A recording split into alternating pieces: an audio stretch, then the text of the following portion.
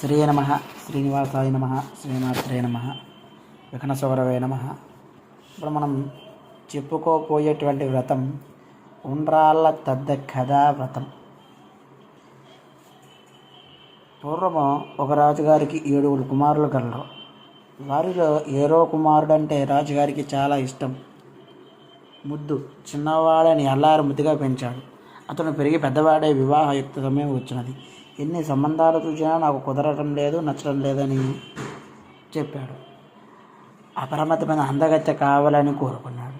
రాజుగారు 6 వివాహం చేసి 7వ వాడికి చేద్దామంటే వాడి కోరికలకు తగ్గ వధువు దొరకటం లేదని రాజుగారు బాధపడి రాజభటులను ఇంకా కొంతమంది పెళ్లి పేరాయిల ద్వారా వెతికించి విసిగిసాగిపోయాడు. కొంతకాలమునకు రాజుగారు అటువంటి అమ్మాయి దొరకదని నిశ్చయమైనది. కుమారుడికి ఇష్టం లేకపోయినా ఒక రాజకుమార్తెను చూసి కత్తికి బాసికం కట్టి వివాహం చేసినాడు. అతను కట్టుకున్న భార్యని ఇష్టం లేక ఏదో రకంగా అయిష్టంగా ఇష్టం వచ్చినట్టు ఇంటికి రావడం పోవడం జరుగుతున్నది. అదేవిధంగా ఆ కుమారుడు పరిస్థితి సక్రమంగా కాపురం చేయటం లేదని రాజుగారు గమనించి విడిగా కాపురం పెట్టించినాడు. రాజుగారు అలా కొంతకాలం గడవగా రాజకుమారుడు భార్యతో సక్రమంగా లేకుండా భార్యని ఇంటి నుండి వెడలగొట్టి గుర్రపుశాలలో ఉంచినాడు. ఆమె కూడా అక్కడే నివసిస్తూ ఉన్నది. ఒక వేశ్యతో పరిచయం పెట్టుకొని సరిగ్గా ఇంటికి రాకుండా ఆ వేశ్యతో కాలం గడుపుతూ ఉన్నాడు. భార్య ఆ గుర్రపుశాలలో శుభ్రం చేసుకొని గౌరీ పూజ పెట్టింది. గౌరీ దేవత్యం వల్ల ఎప్పటికైనా నా భర్త ఇంటికి వస్తాడని నమ్మకంతో పూజలు చేస్తూ ఉన్నది. అలా రోజులు గడుస్తూ ఉండగా ఇంతలో ఉండ్రాళ్ళ తద్ద పండగ రానే వచ్చింది. ఆ రంగసాని అంటే వేశ్య. ఆ రంగసాని మాత్రం నోచుకుందామని రాజుగారికి తనకి కావాల్సిన పూజా సామాగ్రి పట్టీలో పసుపు గిసుపు కుంకుమ పూలు గీలు బెల్లం గిల్లం పాలు గీలు నెయ్యి చాట గీట పీట గీట మొదలైన సామాన్లు తీసుకొని రావడం కోసం వెళ్ళాడు.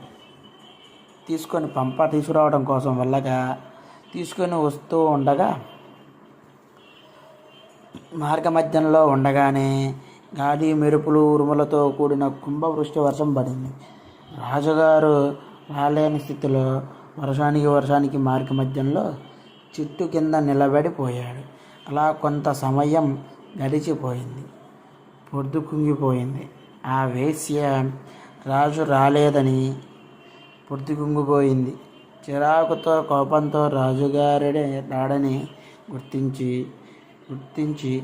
5 ముత్తైదులను పిలిచి భోజనం పెట్టి వారు భోజనం చేసిన తరువాత చేతులు కడుక్కున్న ఎంగిలి నీళ్ళ పళ్ళాన్ని పక్కనే ఉంచి తన పని చేసుకుంటూ ఉన్నది.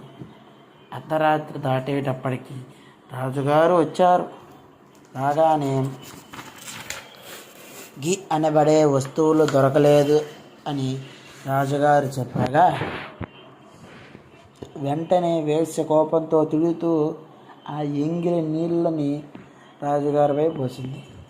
నాకు వ్రతభంగం కలిగించావని గట్టిగా అరిచింది. రాజుగారు కోపోద్రేకంతో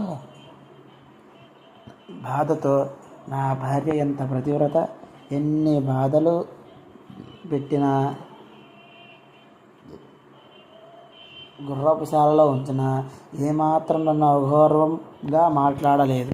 నువ్వు వేశ్యవు, అందుకే ఇట్లా ఎంగిలి నీళ్ళు పోసి అపరాభం చేసినావు నీవు అని కోపంతో రాజుగారు ఆమెను వదిలేసి ఇంటికి వెళ్ళాడు.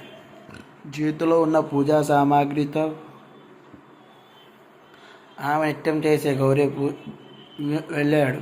చేతిలో ఉన్న పూజా సామాగ్రితో ఆమె నిత్యం చేసే గౌరీ పూజ ఆ వేళ విశేషంగా పూజ చేసింది.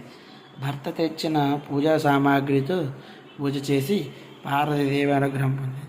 నిత్యం గౌరీ పూజ వల్ల నా భర్త వేశ్యలో కాకుండా నాకు దక్కిన నమ్మకంతో గౌరీదేవిని అర్చిస్తూ ఎటువంటి ఆటంకాలు